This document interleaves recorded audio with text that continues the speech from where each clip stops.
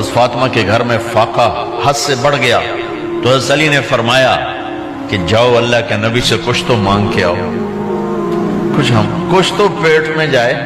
زندگی میں کبھی ایسا موقع نہیں آیا، یہ ایک دفعہ اتنا فاقہ آیا کہ حضرت علی جیسی ہستی نے بھی کہا جاؤ۔ تو آپ تشریف لائیں اور دروازے پہ دستک دی تو اتنا پیار تھا۔ جب حضرت فاطمہ گھر میں داخل ہوتی، اللہ نے ہمیں اولاد کے ساتھ کیا سلوک کرنا ہے، اللہ نے ہمیں اپنے نبی سے یہ بھی سکھایا۔ حضرت فاطمہ جب بھی گھر میں آتی، اور ساتھ ہی تو گھر تھا، دیوار سے دیوار ملی تھی، روز کا آنا جانا تھا، تو میرے نبی بیٹھے نہیں رہتے تھے، آؤ فاطمہ کیا حال ہے، کھڑے ہو جاتے اور تیزی سے آگے بڑھتے، دروازے پر ہی حضرت فاطمہ کا ہاتھ پکڑ لیتے، ہاتھ کا بوسہ لیتے، بوسہ لے کر ہاتھ پکڑے پکڑے بیٹی کو چارپائی پہ پہلے بٹھاتے، اس کے بعد خود بیٹھتے تھے۔ اکرموا اولادکم، میرے نبی نے کہا اولاد کو عزت دو، پھر وہ تمہیں عزت دیں گے۔ ہمارے ماحول میں اکثر ماں باپ نے اولاد پہ ڈنڈا ہی اٹھایا ہوتا ہے، پھر ان میں بغاوت پیدا ہو جاتی، پھر کہتے ہیں اولاد نافرمان ہے۔ آپ نے دستک دی تو کہنے لگے یہ تو فاطمہ کی دستک ہے، خیر تو ہے، پہلے تو کبھی اس وقت میں آئی نہیں۔ تو آپ نے ام ایمن سے کہا دروازہ کھولو۔ ام ایمن نے دروازہ کھولا تو آپ نے استقبال کیا، بٹھایا، پوچھا بیٹی کیا ہوا، اس وقت میں کیسے آئیں؟ کہا یا رسول اللہ بہت فقر ہے، بہت بھوک ہے، آپ کے پاس سنا کچھ مال آیا ہے، کچھ ہمیں بھی دے دیا جائے۔ اتنی صابر بیٹی زندگی میں ایک دفعہ بھوک کی شکایت لے کر آئیں، اور آگے باپ نے پھر پیپر لے لیا، پھر امتحان میں ڈال دیا۔ آپ نے کہا بیٹی میرے پاس 5 بکریاں کھڑی ہیں، دے دوں یا 5 دعائیں سکھا دوں؟ یہ بھی کوئی کتنا سخت موقع تھا، کتنا سخت موقع ہے کہ صبر کا پہاڑ بیٹی اتنی مجبور ہو کر آتی ہیں کہ یا رسول اللہ برا حال۔ تو میرے نبی کہتے بیٹی یہ بکریاں بھی لے جا، دعائیں بھی لے جا، دونوں جمع کر دیتے، یا دعائیں بعد میں سکھا دیتے، بکریاں دیتے، ایک تو دے دیتے، پر امت کے غریبوں کو تسلی دینی تھی، چونکہ امت میں اکثر طبقہ غریب ہوگا۔ تو آپ نے کہا بیٹی 5 بکریاں دوں یا 5 دعائیں دوں؟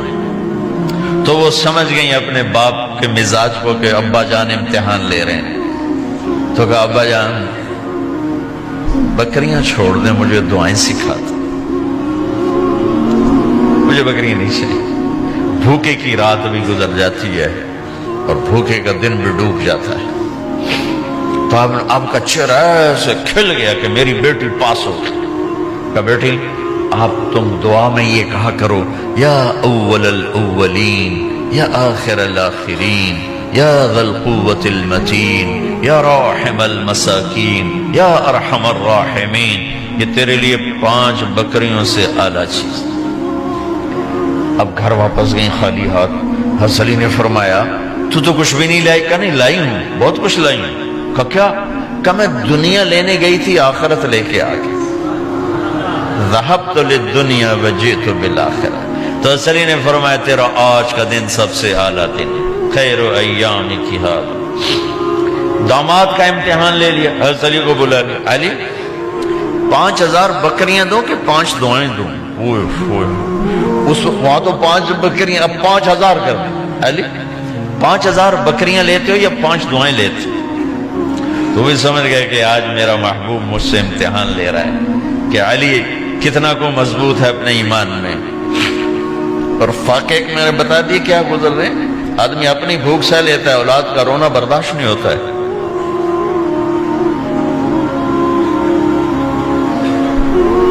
علی 5 دعائیں دوں کہ 5000 بکریاں؟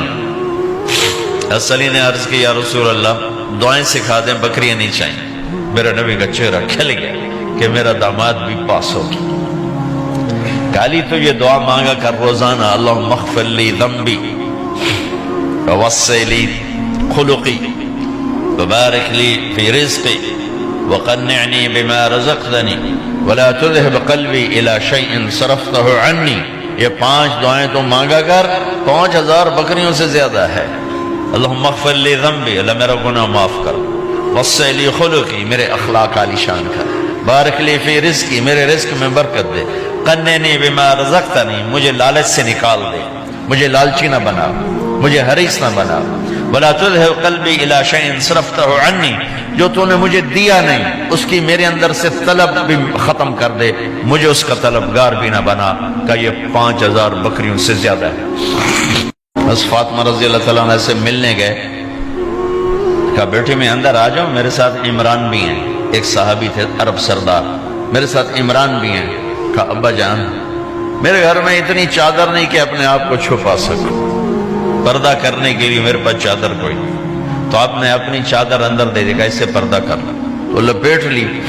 اب اندر آئے تو آپ نے پوچھا میں نے سنا تھا تو بیمار ہے، میں تیرا حال پوچھنے آیا ہوں، تو باپ کو دیکھ کے آنسو نکل آئے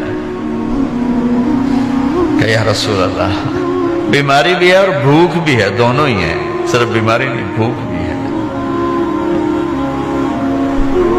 بڑے بڑے مصیبتوں سے لڑ جانے والے ماتھے پہ کبھی بل نہ آیا، بیٹی کے آنسوں نے پگھلا بھی دیا اور رلا بھی دیا، آپ بھی رو پڑے، آپ بھی رو پڑے۔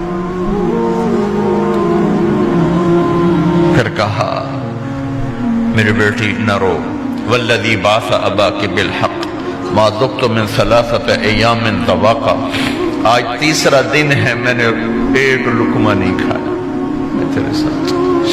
اور میری بیٹی میں تمہیں بتاؤں، میرے رب نے مجھے کہا تھا میرے حبیب اگر آپ چاہیں تو احد پہاڑ سونا بنا دو، 10 میل لمبا چوڑا ہے احد پہاڑ، 10 میل، میں احد پہاڑ سونا بنا آپ کی خدمت میں پیش کروں؟ تو میں نے کہا نہیں یا اللہ مجھے نہیں چاہیے، میں ایک دن بھوکا رہوں گا، ایک دن کھانا کھاؤں گا۔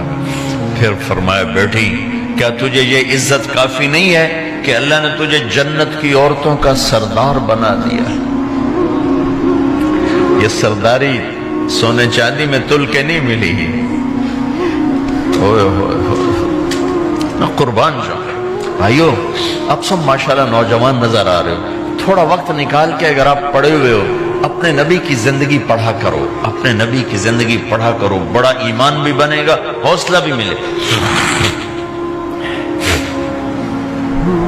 اب حسن حسین کو کہتے تھے میری آنکھوں کی ٹھنڈک، میرے جگر کے ٹکڑے، میرے سینے کی ٹھنڈک، میرے لاڈلے، جنت کے چاند، جنت کے سردار، میرے 2 پھول، یہ سارے الفاظ حسن حسین کے لیے ہیں، اور ان کے بھوک کی وجہ سے رونے کی آواز سنتے تھے اور تڑپتے تھے، لیکن روٹی نہیں مانگی ان کے لیے، روٹی نہیں مانگی، کہ اپنی امت کے غریبوں کو تسلی دینی تھی کہ اگر میں فقیر بن کے جا رہا ہوں تو تمہارے اوپر بھی امتحان ہے، چند دن برداشت کرو۔ آپ نے فرمایا سب سے پہلے میں جنت میں داخل ہوں گا، سارے نبیوں پر جنت حرام ہے جب تک میں نہ چلا جاؤں، اور ساری امتوں پر جنت حرام ہے جب تک میری امت نہ چلی جائے، سب سے پہلے میں جنت میں داخل ہوں گا، وما یا فقراء المؤمنین، اور میرے ساتھ میری امت کے غریب لوگوں، میرے ساتھ میری امت کے غریب لوگ میرے ساتھ پہلے داخل ہوں گے۔